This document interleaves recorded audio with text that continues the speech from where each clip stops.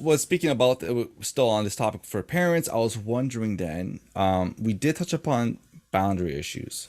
So I'm wondering, what are some improvements that can be made for boundary issues in terms of parents and their children? I'm Right. sure this can be tricky, but what do you got? No, I think that it's recognizing in ways like I think it's almost for like the young adult to recognize that their parents may have grown up with what they consider what they thought was healthy, right? They may have grown up thinking, okay, the parent may grow up thinking like people pleasing, being available to other people, right? Or accepting mistreatment or being very flexible, very accommodating, right? Not saying no, not upsetting somebody else, right? Being gosh, just over accommodating, people pleasing, not accepting mistreatment. All these things were done to survive, and all these things were also part of the culture, right? This was what made you a good family member, a good person, just a wholehearted good person. But the thing is, those were actually some unhealthy boundaries that were modeled to us growing up, right? So like imagine just giving your parents the language of, hey, I know you grew up thinking that when somebody needed you, you had to drop everything and be available for them because that's what it meant to be um, part of the family, part of the community, right? So drop what you needed to do. Like if you had plans that day, you have to let it all go and be available because if not, then you're not a good sister, right? Or Mhm. you're not a whatever it is, right? Versus just letting like the older adult or the young adult teach your parents boundaries around actually you can limit your time if you still feel like you need to go be available to this person, right? You can still do what you need to do. You can go do what you want to do first and then meet them afterwards. You can pick a different date to be available to them. You don't have to immediately be so available, call up, answer them, and try to help them with their problems or if they're going through an emotional crisis, right?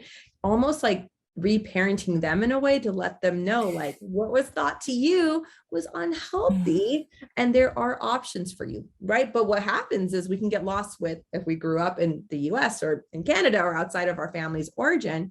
That's dumb. You don't need to do that. You need to do what you have to do, right? Like that doesn't matter. They can wait. They're not in that same lens and mindset. So you have to meet them where they're at and understand what's coming up for them without bringing in your own resentments. And that's really hard. And that's where therapy can make a huge difference in understanding how much of me is showing up when I'm speaking to my mom and my resentments, and how much of what's happening for them and their need to be able to do something or be available, and teaching them like you have options. You don't have to be Mm. people pleasing or so available, and it doesn't make you look like a bad daughter, sibling, father, mother, all of that. Oh man, that resentment issue. That's definitely always, it's hard to put that one away, right? A lot of times, especially if you get in a heated discussion with your parents. I'm sure many children know about this. You're gonna be like, "Oh, because of you doing this, I can't do this," or "I couldn't have fun in high school because you always needed me to come home after school," or stuff like that, right? I'm sure there's many more examples. Wow, yeah, but that's good. It brings up discussions. Right. It That's brings the thing, communication, right? Like you got to communicate with your parents. If they're being too overbearing, yeah, you have to let them know. It's never easy to have an unpleasant conversation. Everyone's had that dread where you have to talk, and this is not just with parents, it's like you're anybody, right. any human, Right.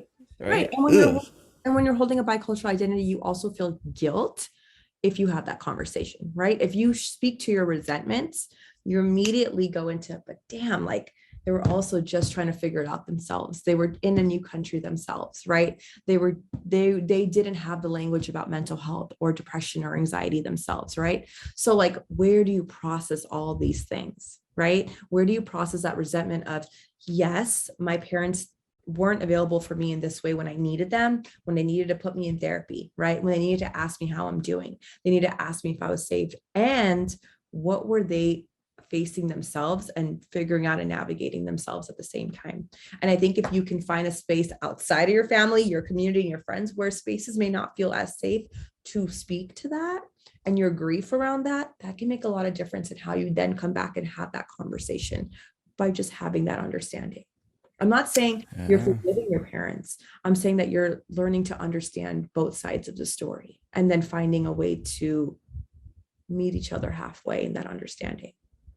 No, it's very nice. It's true. Sometimes we don't really just think about the other perspective. I mean, think about it. Let's try to throw ourselves. Have you ever done these kind of like thought experiments? You're like, what if I just went into that other country? What would I be doing there? Like, I'm gonna throw myself to Germany. I'm gonna toss Yeah. myself right in Germany. Boom. Right. What? How? I can't even fathom like what I'd be doing. Right. First thing I'll be doing is looking for someone who speaks my language. Right. But then you know what I mean? Like how many times have our parents had to do this? This is Yeah. crazy, right? Yeah. We don't really appreciate that sometimes. We don't really think about it, right? So Yeah. you got to make sure not to always just yell at them either. Like they did a lot for us, then we don't really think about it. So And it's thanks. okay to remember those things and see those things and not think then you're denying your feelings or invalidating your experiences by being able to think about those things at the same time. Right. No, I get what you're saying. It's true. So it's good advice. It's definitely it's just one of those things where, hey, if you're gonna speak to your parents, then at least think about like their perspective first, and then realize why are they mad or why would they do this. It's just another insight, and then Or even formulate your give, opinions. yep. And even give language to their experience because they may not have that either. Right. Mm, How, that's true. do you think that they, and this is me assimilating a whole generation of people, but like, did Yeah, my of mom course. know that she was in survival mode? Did my mom know that she was struggling with assimilating or whiteness or racism or sexism, right? Did she have this word? Did she know this was happening? Maybe also part of the process of getting older and learning who your parents are in a different way is giving them language that they were not given. Oh, that's a really good point too. Look at that. Oh, it's such a fun podcast. All right. If you want to hear more stories, don't forget to subscribe, comment, and like. To support more youth by youth led projects, visit us at youthspeak.ca where you can donate and spread youth mental health awareness. YouthSpeak Performance Charity. Speak, inspire, change.